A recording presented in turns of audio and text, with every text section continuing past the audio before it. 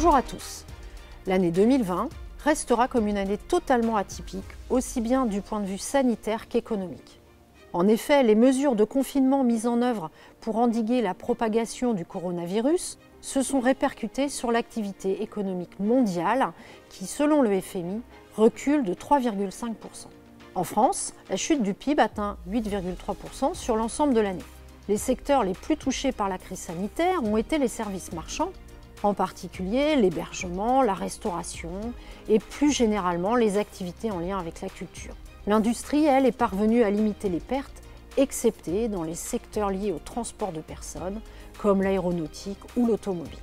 En Pays de la Loire, début 2021, la conjoncture est jugée proche de la normale dans de nombreux secteurs des services ou dans l'agroalimentaire. À l'opposé, les difficultés sont toujours présentes dans l'industrie des matériels de transport ou dans l'hôtellerie, les cafés, les restaurants. Le succès de la vente à emporter apporte toutefois un regain d'activité dans la restauration. Dans le bâtiment, les perspectives sont bien orientées en ce début d'année. En 2020, la création d'entreprises est restée particulièrement dynamique grâce aux entreprises individuelles et plus particulièrement grâce aux micro-entrepreneurs. Les créations progressent ainsi de 3% en Maine-et-Loire, de 6% en Sarthe et même de plus de 21% en Mayenne. C'est près de 13 000 entreprises supplémentaires qui ont ainsi vu le jour cette année dans les 3 départements. Parallèlement, les défaillances sont en net recul, les différents mécanismes d'aide mis en place par l'État ayant permis de limiter les cessations d'activité. La baisse atteint 28% en Sarthe, 40% en Mayenne et même 44% en Maine-et-Loire. Sur le marché du travail, le nombre de demandeurs d'emploi a évolué au gré des contraintes sanitaires. Il progresse fin 2020 de 5% en Sarthe, de 6,2% en Maine-et-Loire et de 6,8% en Mayenne. En France métropolitaine, la progression est plus marquée. Globalement, les mesures d'activité partielle ont permis d'éviter de fortes augmentations du chômage. Dans ce contexte toujours dégradé, des entreprises de la région poursuivent cependant leurs investissements.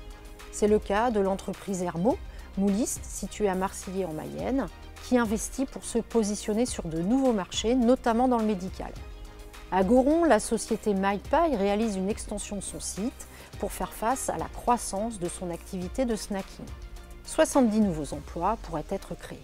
En Maine-et-Loire également, les projets sont nombreux dans l'agroalimentaire, à l'image de la création par Inodry d'une nouvelle unité de fabrication de poudre et d'ingrédients alimentaires à Segré en Anjou bleu. Plus au sud, à Cholet, le groupe Urmet, spécialiste de l'interphonie, investit et s'installe dans un nouveau bâtiment. Une trentaine d'emplois pourraient voir le jour. À Noyen-sur-Sarthe, l'usine Copierel, qui fabrique les matelas Bultex, va bénéficier d'un investissement de plus de 3 millions d'euros. Le site, qui emploie 140 salariés aujourd'hui, devrait embaucher une trentaine de personnes supplémentaires. Toujours en Sarthe, dans l'emballage, Poisson Packaging maintient bien son activité et programme 5 millions d'euros d'investissement dans des équipements robotiques et informatiques.